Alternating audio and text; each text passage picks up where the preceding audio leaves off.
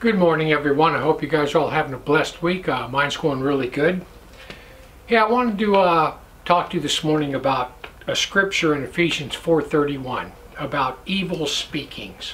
And a lot of people don't know that whatever comes out of your mouth, it affects your whole life. It can affect your health. It affects everything. And it also affects those around you. So this is what Paul says in Ephesians 4:31.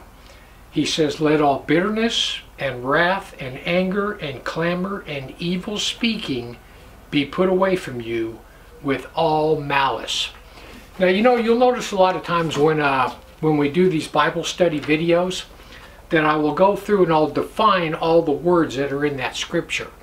And when you do that, whenever you go to define a word that's in the Bible, you have to, like, if you're going to Google it, you Google like the word like malice. You put malice, and then you put after that Bible definition, and it gives you what malice meant in 1611 back when the Bible was written. Because there's a lot of words in the King James Bible that do not mean the same today as they meant back in 1611. And you can also get a good 1600s dictionary and look up the words in that, and they'll tell you exactly what it means. So Paul tells us, "Let all bitterness and wrath and anger, clamor, evil speakings be put away from you with all malice." Well, the first one is bitterness. And bitterness is defined as anger and disappointment. In other words, somebody makes you so mad that you get very disappointed. You think that you're getting treated unfairly. And a good example of this is Cain and Abel. When they came to offer their sacrifices to God, God accepted Abel's sacrifice, but he did not accept Cain's. And Cain's got very, very bitter. He thought he was being treated unfairly, and then when they're out in the field, he killed his brother. So that's bitterness, when you think you're being treated unfairly. The next one is wrath and anger. Wrath is synonymous with anger. Have you ever known anyone who's literally mad at the world? And we've all got friends and relatives like this, that no matter what, they're always in a bad mood. They always have something negative to say. They're literally mad at the world. I have a couple of relatives that are like that. I've got one that she always complains about everything. Whenever we go out to a restaurant, her and her husband, they always order things they've never had before. And then it comes and they don't like it. They act like it's the restaurant's fault. Me, when I go to a restaurant, I order the same thing or things that I know.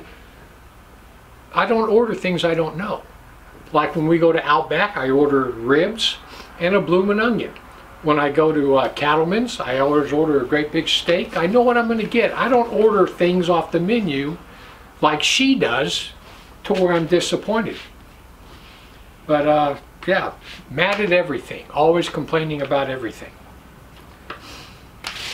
And I have some men friends that literally cannot see a woman go by that they don't have to say something sexually. Everything, anytime, any situation, they always have something to say, and I don't even want to be around them. And the next one is clamor. Clamor means to outcry or to protest. It means to continue chanting something repeatedly. And what clamor is actually like a gay rights parade. They'll all be out there chanting stuff against God. My choice, this, that, and the other. BLM, Antifa, all the stuff that they're hollering in the streets as they're burning down buildings, that is clamor. And we're to have nothing to do with that. The next one is evil speakings. Evil speakings is anything that's untrue. It's abuse.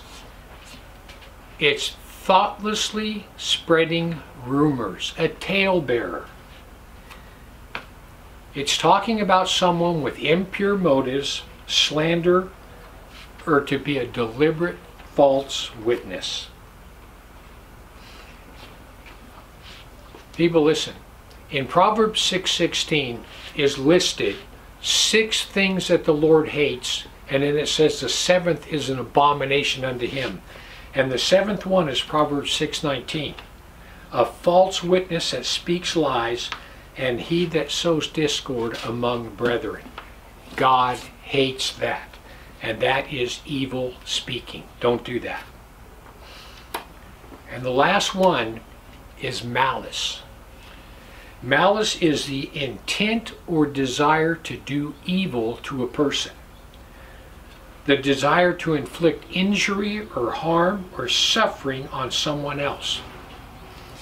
People, the American government, the United States government right now, is in a state of malice. They are in an absolute state of malice. They don't care anything about the people. All they care about is their power. It's just like when COVID hit and they went in and shut down all these businesses of the middle class that, like, I don't know, I think I heard like 70% are not coming back. That's malice, when you intentionally try to harm people. And I finally got the number correct. These 87,000 IRS agents that they're going to bring on board, the ones where they're going to arm them and they're telling them that you need to be ready to shoot somebody, an IRS agent. People, any time that you've ever been audited in the past, you gathered up all your stuff, you went into the IRS, you laid it out on the table, the guy added everything up, you went over all your figures, and he said, okay, we owe you $100 or you owe us $100, one or the other. That's what it was. Not now. Now they're going to take these 87,000 IRS agents and they're going to send them out to the rest of the middle class businesses that are left, and they're going to walk in with their guns and they're going to say, we want all your financial records right now. Just like what they did to Trump the other day when they went into that mansion in Florida. Just gather it all up. You have nothing to say about what they take. Try to stop them, they'll shoot you. People, that's malice. And this government is in a form of malice against all their people. People, you got to understand one thing. This government could care less about you and your family. They don't care anything about, they don't care if you live or die. They don't care. So listen, evil speakings harm you and they harm those around you. I have a motto for my life that I adopted many years ago. And I told myself, I will harm no one, whether mentally or physically. And I try to live by that, and most of the time I succeed. There's one place that I know where people do evil speakings, Christians on Christians, people on people, because they don't think it's evil speakings, and that's on social media. People will type comments on social media that, I mean, the reason they do it is because they don't think they're actually talking to a person. When it's on social media, it's not real.